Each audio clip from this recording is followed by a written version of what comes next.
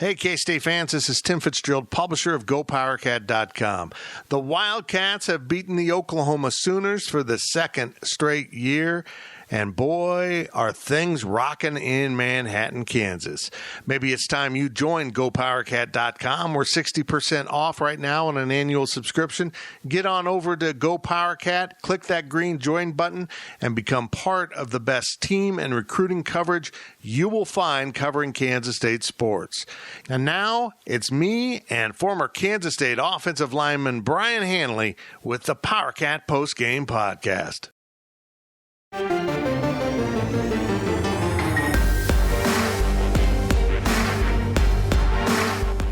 You've discovered your link to GoPowerCat.com's PowerCat Podcast. Now, here's your host, GoPowerCat.com publisher, Tim Fitzgerald.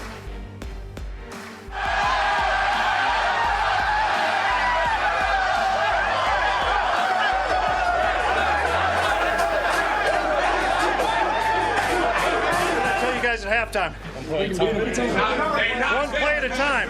They're not better than us. And they were not better than us. We were beating ourselves. And I told you to stay the damn fight. And you stood the fight and you kept battling. Guys, when you play for each other, great things can happen.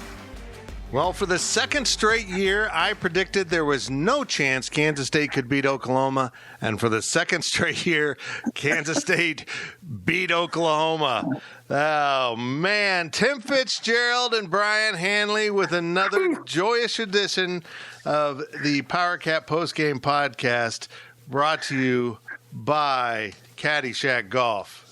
Caddyshack Golf Wear, caddy with 2 T's. Visit CaddyshackGolf.com for all of your officially licensed golfing Willie apparel, accessories, and more. Use code GPC for free shipping on your next order. Brian, down 35-14 with 2 minutes and 46 seconds left in the third quarter. Yes. Kansas State scores 24 unanswered to absolutely stun college football and uproot number 3 Oklahoma on its home field. This one was bigger than last year just because it was on the road and coming off what looked like one of the worst performances we've seen from a K-State football team in a long, long time. And to put it all on top of that, they were missing so many pieces, particularly on the defensive side of the ball due to COVID or quarantines. And yet, they got up off the mat and kept swinging. And then they started connecting. Then they rattled Spencer Rattler a little bit. And Skylar Thompson found his playmakers. Deuce Vaughn stepped onto the national stage. So many storylines here. First, let me just get your general reaction to this victory. Well, I mean, this was a game that, you usually go into a game feeling okay about, hey, if we do some certain things, we can win. This is just not one of those games that I felt that way. And the guys competed. That was the one thing that stuck out of my mind that I said that they didn't do against Arkansas State was compete. And I may have said it 3 or 4 times on the podcast. The guys competed. And even being down 35-14, it didn't seem like we were being dominated in the game. Like, it just seemed like if we would just have gotten a first down, we could have kept moving the ball. And just gotten another first down, we could have kept moving the ball. Because I know they scored 35 points, but I don't think the defense played horrible. And especially that last 2.5 quarter or the quarter and a half, I mean, they dominated the football game. So we got better. The confidence level, I just feel great. I can't be more happy for the guys and how they played and how they competed. The coaching staff deserves all the kudos in the world. As much as I wanted to beat them up, and did beat them up 2 weeks ago, they deserve all the credit today because they kept the guys fighting. And the main thing is, Tim, they got better. These guys got better with those 2 weeks off. They got better, or the week off. They got better. They did. They really did.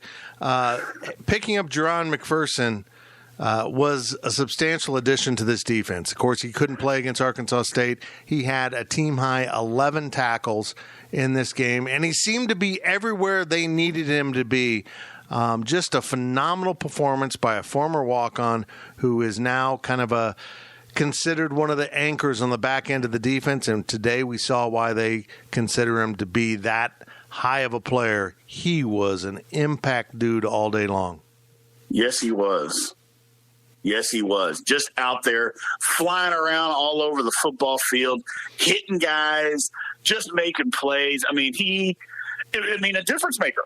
I mean, let's just call it. He was an absolute difference maker. He's exactly what the defense needed. Just exactly what the defense needed. Just a breath of fresh air, somebody that can go, that's flying around and hitting people. And it was infectious. It was absolutely infectious. Really, really good to see. Yeah, you're right, because pretty soon my guy Justin Hughes was flying around from his linebacker spot. He ended up with 10 tackles. And welcome to the big stage, Khalid Duke. You played a role last year, and now you're one of the defensive ends. And he was really disruptive down the stretches. They began to squeeze that pocket on OU redshirt freshman quarterback Spencer Rattler. And honestly, he hadn't seen that. You talk about a kid that is as highly rated as he is, that came out of high school regarded as the best in a long time, went to Oklahoma, played sparingly last year, and it just struck me that he's never been in the pressure cooker quite like he was today, and K-State made him break. He did not. He was so on the money through the first part of the game, and then he couldn't complete a pass when he needed it. Great job by the K-State defense that I think kind of found its footing after first 6 quarters of the season that honestly was disappointing. Yeah, absolutely. The defense in the first half, although I'll admit, I thought the defense played well. I just thought an awful lot because the offense just couldn't sustain a drive. But OU wasn't getting big-time gash plays. I mean, they got a few passing yards here and there, and we bent, and they scored. But for the most part, I thought they played well. But I'm telling you what, that last quarter and a half, that defensive line literally beat up OU's offensive line. I mean, they made them look like a JV team. I mean, they could not block them. Everything that we said about what Arkansas State did to our line, we literally did to OU's line the last quarter and a half. I mean, it looked – I'd never seen anything like it. I mean, from one game to the next, one in-game to the next. I mean, they just literally just beat them up, just pushed them around. It was great to see. It really was. I'm telling you what, I can't believe the metamorphosis we saw from that defense. You're right. They weren't giving up the big plays. They were making Rattler and that OU offense kind of methodically go down the field, but they were doing it, and they just couldn't get any help from that offense to get going. And then lo and behold, they found themselves. And it was a number of things. First of all, I thought Courtney Messingham abandoned what he was doing earlier in the game and said, we're going to start stretching the field. Yes. From side to side and downfield, he started to really throw it around and create space for Deuce Vaughn, the little freshman running back, to work with. And boy, did he work with it. I mean, he had 4 catches for more than 100 yards. He carried the ball. He had a huge touchdown run. I don't want to heap too much praise on the guy, but holy deuce. I mean, that was impressive. Yes. I mean, it was impressive, Tim. We literally got away from what we could not do. We weren't going to be able to run the ball and stay in the game. Just constantly run the ball here and stay in the game. We just weren't going to be able to do that. And that's what got us into trouble, is that we tried to be almost too much ball control in the first half, and we couldn't sustain drives. And then finally, we opened it up and just said, you know what? The back end of OU's defense for I don't know how many years has been horrible, and we just started attacking it. Just literally started attacking it, and there was nothing that we could do, that they could do. The O-line came together. The O-line held up. I know Skyler was taking some hits, but it wasn't because the O-line wasn't blocking. It was they were bringing more than what we had to block. So there was always a free guy. but he was getting rid of the football. He was getting rid of the football, but just throwing it down the field. It was an in-game adjustment that I'm not used to seeing out of Kansas State, and it was great to see because it won us the football game. Deuce Vaughn, 4 catches, 129 yards. On the ground, it goes down as 8 carries for 45 yards, but a long of 38. That is a stat that lies to you because he had an impact on this game by forcing OU to really keep an eye on him. The best news for K-State is Skylar Thompson ends this game 18 of 25, no interceptions, throws for 334 yards, and had a long completion of 78 yards, which was absolutely amazing to see. It went to the other freshman running back, Keon Mosey, who snuck out of the backfield and was wide open. And he got so far down the field, he had to stop running his route because he was afraid Skylar wasn't going to be able to get him the ball. And he didn't quite get to the end zone, but he set something up. And welcome to Kansas State. I mean, these freshmen really played well. Bradley Moore with 4 catches, 31 yards as a senior tight end, continues to be a big weapon for the Wildcats. But we got to talk about first Skylar Thompson. He really did take command and make some big-time throws. And when Skylar gets rolling, he's pretty fun to watch. When he's struggling, it's a struggle to watch him. But, man, was he really good in those final 2 quarters. He was very good. Same thing. I'll say the same thing. As much as we got on him as I got on him a couple weeks ago, I'm going to heap all the praise on him again. He stood in that pocket and he took a beating. He did. He got beat up. And it was a weird thing because usually when quarterbacks get beat up, you think that the O-line's not doing their job. No, they did. We got everybody out into pass routes. And they just brought one more guy than what we could block. There was more than what we had there to block. He was just getting rid of the football. The kid played great. You got to give him all the credit. He did not turn the football over, which is another key to the game to help us win. Didn't turn it over, made the right reads. He just played an outstanding game. And it's like you said, when he plays well, it is a beautiful, beautiful thing to watch. And this was his best game. I know he's had other good games, but this was his best game to me by far because he controlled the football game. He controlled the football game when he had to. Didn't turn it over, made the right reads, made the right throws. It wasn't perfect, but he didn't have to be perfect. He just played an outstanding football game. Could not be more proud of him. He ran the ball 9 times, ended up picking up 10 yards. He gained 17 and lost 7 over the course of the game, and 3 touchdowns. Now, that's being efficient with your yardages. Boy, he got into the end zone when you really needed him to get into the end zone. Yep. But now we got to go to it. That offensive line, it looked like same story, second verse. Is that the right? Second chapter? I mixed my metaphors there. Then they just started to get better and better. And Christian Duffy took over at left tackle. He wasn't available in the first game, and I thought he made a big difference. And I thought that offensive line grew up and eventually took the fight to Oklahoma's front and started winning the day. Yeah, it just what you said. It just seemed like they made that change, and Duffy was a huge difference. He's super athletic. It looked like to me that he was out there running guys down, and on stretch plays. He's 5 and 6 yards downfield on stretch plays. It just made a difference. The guys got better. It's like, okay, it seemed to be, hey guys, we can hold up and block these guys. We're going to throw the ball down the field. They're not beating us one-on-one. We don't have to double team certain guys. We can block these guys. And once they got their confidence that they could do it, they did it, and just over and over. It was a great thing to see. You usually don't see something like that in game. Usually it's more of a, if you're running the ball, you're just pound them into submission. Well, it wasn't one of those type of games. It was just, hey, we can block these guys, and how we're going to be able to do it and attack them is down the field. So we got a pass block. So let's give Skylar the time that he needs, and they did it. And literally, They punished. I shouldn't say punished because you're not really punishing a defensive line pass blocking, but it was more like a stone wall. I mean, they just got better and better and better. And it was just awesome to see. And then, I mean, you knew we were just going to keep scoring. And I thought, there's nothing that OU can do to stop us. The O-line took over the game.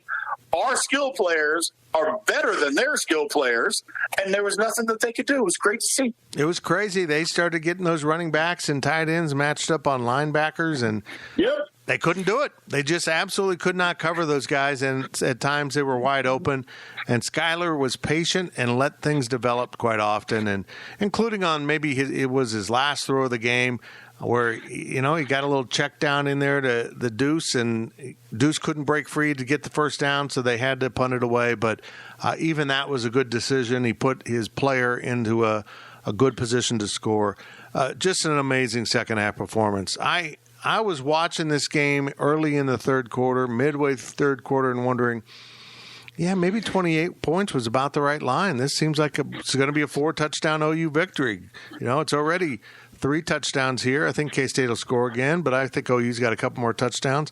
That game it's like someone upstairs flipped a switch on everything. It was incredible to watch, and I don't know how to put this into words, but this is so monumental for Chris Kleiman. I mean, there were people doubting him after that opener, and that he took over Bill Snyder's players, and now that he's kind of going on his own, they looked dreadful. They looked ill-prepared. They were mistake-prone. They had too many penalties, and then they go to Oklahoma and win the first time they've won a road game of that magnitude against a high-ranked team.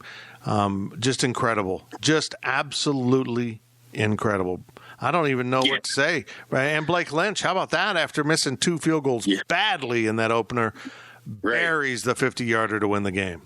Yeah, it was just, we can make excuses for the guys, and we can say it just looked like 2 weeks ago, it just looked like a team that just either didn't want to play or wasn't ready to play and hadn't practiced more than anything. Just hadn't practiced, hadn't had enough time to be prepared, and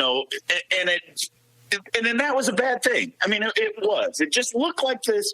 It just looked like a team that wasn't prepared to play. And when I mean not prepared, they just hadn't practiced enough to win. And then they came into this game, and you could see right off the bat things were different. Now, they didn't get off to the best start, but you could see guys were playing different. It was a different atmosphere. It was a different tone. And I know OU jumped out a little bit early, and they moved the ball, and, we came up short a few times, but it was just a different tone. And even when we got behind, you could just tell, hey, guys, we're still in this thing. We're still fighting. We're still playing football. So let's just keep playing football. And they did. And they did. And they just kept playing and kept playing. And that looked like today, it looked like a team that had practice, that had gotten better, that had been through adversity, which the first week of the season was a ton of adversity, that understood, hey, if we're going to have a good season, we got to stand up as men and go play football. And that's what they did today. That's what I'm proud of. Like I said before, I didn't think they competed 2 weeks ago at all, at any level from coaching on down. I thought today everybody competed. And that's all you can ask. It's all you can ask. And that's why I'm so proud. I mean, I sound like a kid at a candy store. I just sound so proud of them. I am so proud of them. Just they competed. And when you compete, these kinds of things can happen. You can come back and win these games. And it's just so good to see. So happy for them. It was incredible. Absolutely incredible day for the Kansas State Wildcats. They return home next Saturday to take on Texas Tech, which, as we record this, is down at halftime to Texas. I don't think the Red Raiders are very good. But you know what, Brian? I think these 2 games that Kansas State's played has just defined perfectly for everyone to see how chaotic this pandemic season could become, because the preparation, the resources you have from game to game are just totally different, and it's upheaval all the time. And whoever can overcome that and all the distractions has a good chance to win. And I don't know how they did it, but Kansas State found a way to overcome all the players they were missing, all the distractions they've had, and honestly, a miserable, dreadful opening performance to log a stunning victory already We're 2 weeks into the Big 12 schedule, and Oklahoma will not be atop the Big 12 standings. Amazing. I love it. I love it. Well, that will do it for the first half of the PowerCat Postgame podcast with former Kansas State offensive lineman Brian Hanley. We'll be back on the other side to talk about more details of this game, but more importantly, take some questions from Wabash Station as fans are pretty fired up about this victory. The PowerCat podcast will be right back.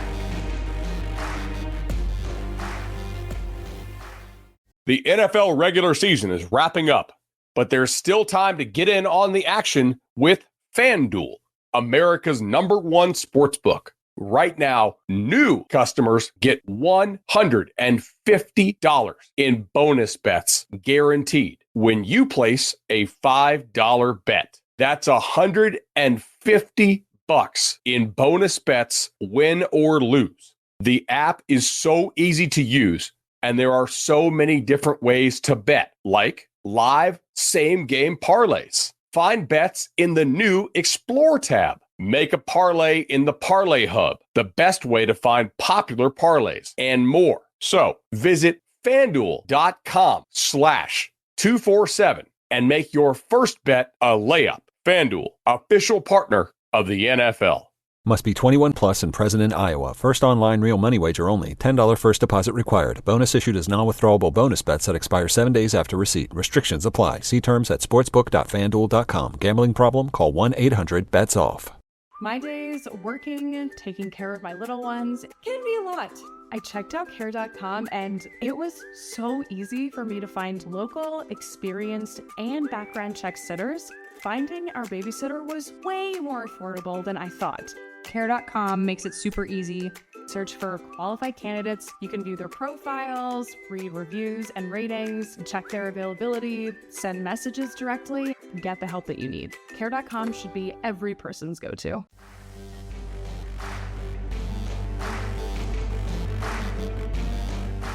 We now send it back to the PowerCat podcast. In 2020, Kansas State upsets Oklahoma in Norman, but it was just a mere 70 years ago when I was a young tyke that Kansas State went to Oklahoma and did something maybe even more remarkable than what took place today. 70 years ago, Kansas State played black athletes at a University of Oklahoma football game for the first time in OU's history and forced them to break the color barrier. Soon after, Oklahoma did the same, and off we went. K-State played a very big role in integrating sports throughout the Big 12 region, the Big 7 back in the day. Pretty big stuff from Kansas State then and now. Kansas State 38, Oklahoma 35 as the Wildcats steal a victory at Oklahoma by roaring from 21 points down late in the third quarter to win. So many things to talk about.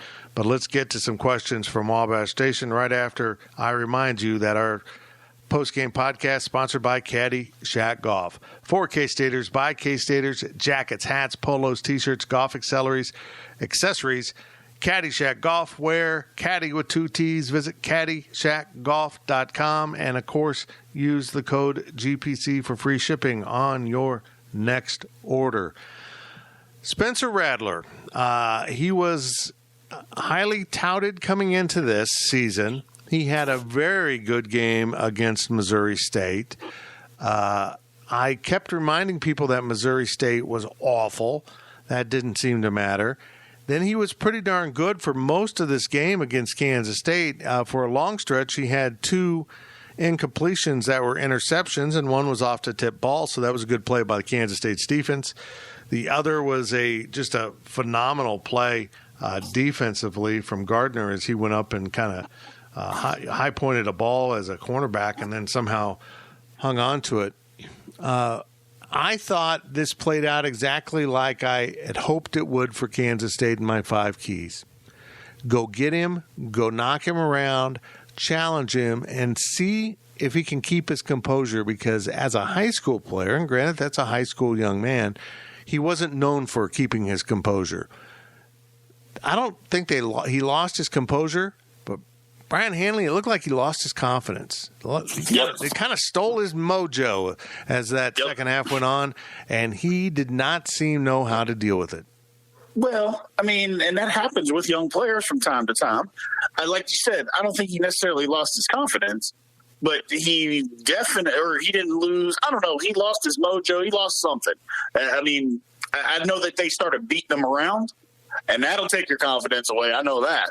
So I think he had a swagger about him, and he was humbled. Let's just say that. He was humbled by our defensive line in the second, or our defense in general, in the second half of this football game, because, he made plays early, played well early, played well into the third quarter, but the last quarter and a half, we got after him.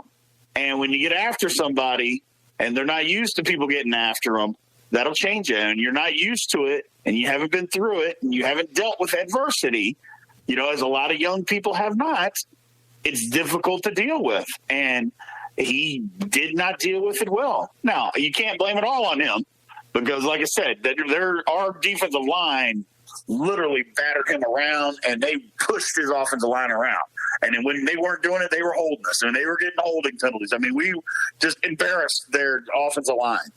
But he just didn't deal with adversity very well. And I don't know if you can blame all that on him, but, that's just the growing pains of big-time football when you have a young quarterback. Yeah, and I don't know how their fans will react to this, but getting him into 3 interceptions and then also forcing a fumble, and we didn't mention the block punt by A.J. Parker that set up the foul points. Man, I'm telling you what, they did a little bit of everything to win this game, and they needed every bit of it because that's how good Oklahoma can be. That first question was from CFI HDE. He's got another one here, and it's a pretty darn good one. How good will Deuce Vaughn be just later this year? Not even down through his career, this year as he gets more and more acclimated to this. I mean, the kid played phenomenal today. Obviously, as a running back, a lot of what you do is going to be predicated on how your offensive line plays. The line got better. The line got better today. Now, it may not all be rushing. It may be yards from scrimmage, but I expect him to be at the top of the list when it comes from as far as running backs for yards from scrimmage per game, because the guy can do everything. I saw him pick up a blitz today. He got better. He definitely catches the ball out of the backfield. He's going to do that. If he's got room to run, obviously he's going to be a great running back. I just expect him, in the next 3 or 4 weeks to just, as a kid that young, when you practice, you can't help but to get better. I mean, you just literally can't help but to get better. And he's just going to get better. I mean, Kansas State fans, be excited for this kid. Be excited. It's not often that I'm going to say things like this about a freshman, but be excited. It's okay to be excited because he is the real deal. He's the real deal. Don't hold back with your excitement and think, oh, well, he's just a freshman. Yeah, he is just a freshman. I'm not saying he's not going to make freshman mistakes from time to time. That happens. But be excited because he's really, really good. He's really good, and he's really smart. And I think that kind of separates a lot of freshmen from other freshmen. He's very smart. And I know his dad's a scout for the Cowboys, so that clearly helps. But he's very, very smart football player. I'm excited for him. I really am. Defensively for K-State, just listen to this. This is absolutely incredible to me. They played without starting defensive tackle Eli Huggins, who was out for, I think, quarantine protocol. They did get Khalid Duke back at defensive end, so he got the start. The story here, though, is the back end of the defense. Jerron McPherson comes back at free safety or strong safety. I'm not sure which one. I think he rotated. Ross Elder was back at free quite a bit. The cornerbacks in the start of this game were junior college transfer Justin Gardner and Iko Boy Doe, who hadn't played hardly at all other than special teams for Kansas State, is the starting cornerback going to Oklahoma. You talk about absolutely throwing a kid. You didn't throw him into the fire. You threw him into the volcano. Yes. And he came out of it. They played well. And here's the big headline that people might have missed. A.J. Parker played nickelback most of today, not corner. He played nickel for the first time in his career, and he got up to that line and hit people. He was incredible at nickelback. I can't believe how they pieced the back end of this defense together into something that could win on the road at Oklahoma. Just a remarkable job by those coaches. Joe Klanderman with the safeties, and, of course, Van Malone with the corners. Amazing, amazing preparation for this game. Absolutely. You didn't see a whole lot of missed tackles either, Tim. I mean, one or two here or there, but you didn't see just all these missed tackles and yards after contact. When guys were coming up, they were making tackles, making plays. It was good to see. Even when they would get a first down, they caught the ball and they got tackled right there. There was only one or two times where you saw guys breaking a tackle and getting an extra 8-10 yards. We tackled today, and that helped because it's kind of what you went back earlier in the first half is talking about. They methodically had to go down the field versus just getting big play after big play after big play. And the reason for that is because we tackled. We tackled well today. Great preparation. TDE 67 wonders about this throwing game to those young running backs coming out of the backfield, and if that'll be something we see more and more this season. That is something you would have seen from a Chris Kleiman, Courtney Messingham offense typically, but they went out and found some young guys that really can catch the ball out of the backfield. You got to get the right parts. I think we're going to see a lot of incorporation of those running backs. Didn't even throw to the fullback either today. Those running backs into the passing game to complement what the tight ends can do and also free up the receivers. It's starting to look a little bit more like what Courtney Messingham wants from this offense. But, boy, he was determined to run the ball between the tackles early on, and I'm like, Courtney, this ain't working. I mean, You can try to establish it here, but they're not having to bring up any safeties or linebackers to really check the run. You can't run the ball between the tackles. And then they went back and did it the other way. They started spreading the ball around and loosening that defense back up. But throwing to the running back, I just love it. I love when offenses do it, and it was so effective in this game. Well, you got to find your mismatches. And it's like I said earlier, our skill players on offense were better than the back-end skill and technically skilled players or the back seven for OU. That was where our advantage was. You would never think that would be the case, but it was. And we exploited it, and we won. Just think. Josh Youngblood didn't do anything today. Nope. Malik Knowles didn't do anything today. And we were still able to move the ball down the field the way that we wanted to when we needed to start doing that. And like you said, we couldn't run it between the tackles. And maybe that's not going to be the strength of what we do this year. Obviously everybody wants to be able to run the ball between the tackles. And at times we're going to have to be able to do that and line up. But we didn't see a whole lot of quarterback run game doing that, and I think maybe they're trying to get away from that and not get Skylar beat up, which I agree with. Let's just throw, and if we need to spread them out and throw it more, then by all means, let's just spread them out and throw it more. But we got to find ways to be effective, and I think it was great that Courtney just said, you know what, we got to spread this thing out. This is the way that we can attack them. We're better than they are in the passing game versus their pass defense. We're better. So let's just attack with their weakness with our strength versus them, and let's just do it. And throwing the ball to the running backs out of the backfield is it's like adding fuel to the fire. It's just adding fuel to the fire. Can't get enough of it.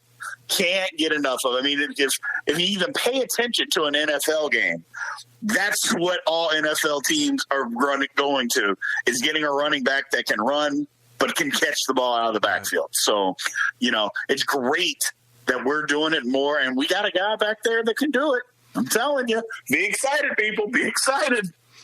How cool is it? I saw this question on here. I can't find it right now. How cool is it to see these recruits that have come in under Kleiman already making such an impact, and they're probably, 25% of the roster at this point because maybe 33% of the roster.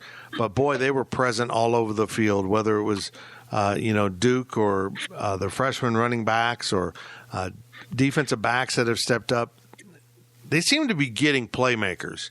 And as they compile those over the next couple of years, it could get really good. It is very promising.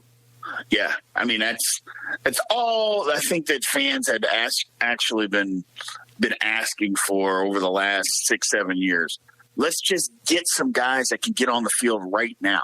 Get more playmakers. Get guys that, and it's cool to have to coach guys up and maybe be in the program 2 or 3 years before they're able to contribute. And that's fine. But you know what?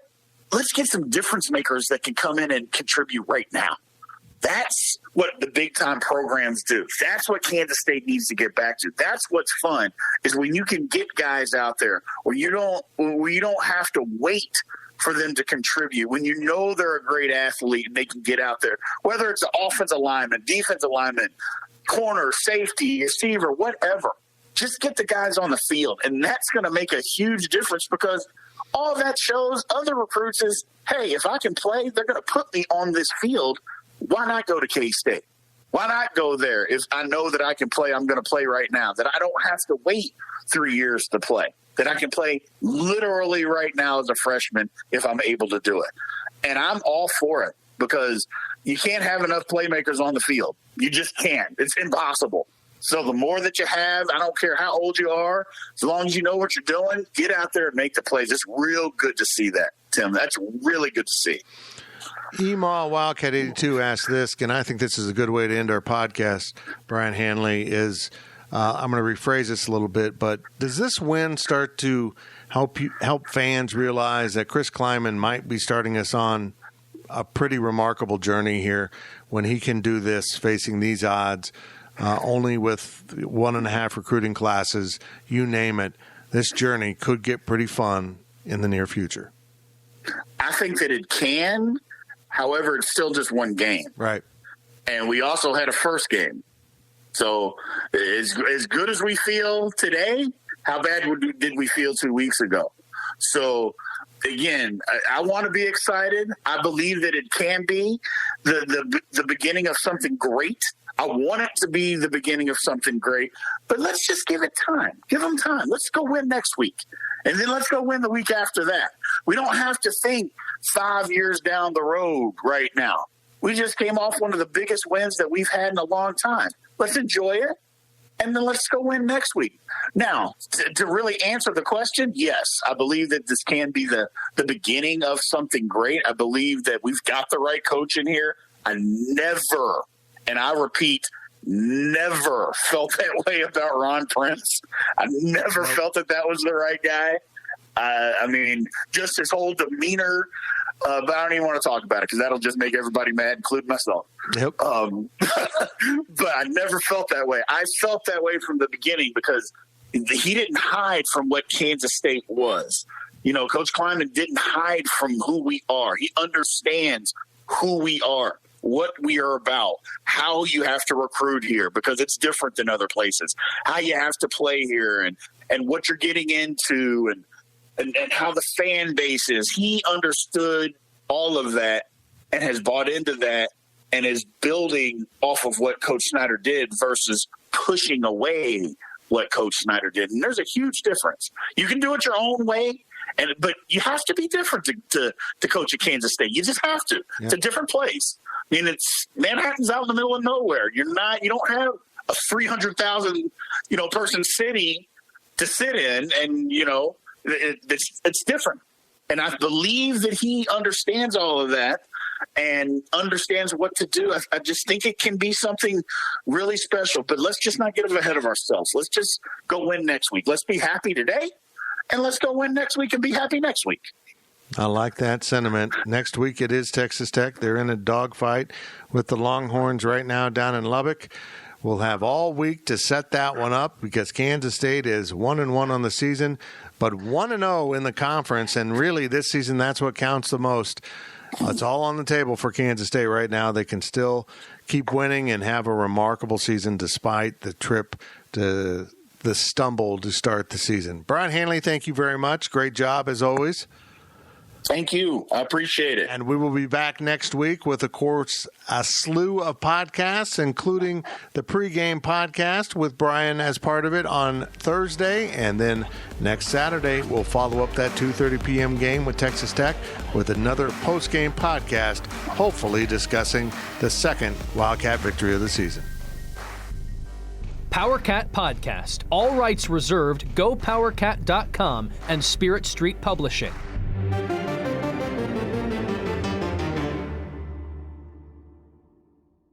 With Blue Link Plus, you can access your Hyundai Tucson Limited remotely. Doors unlocked, temperature set, lost car found.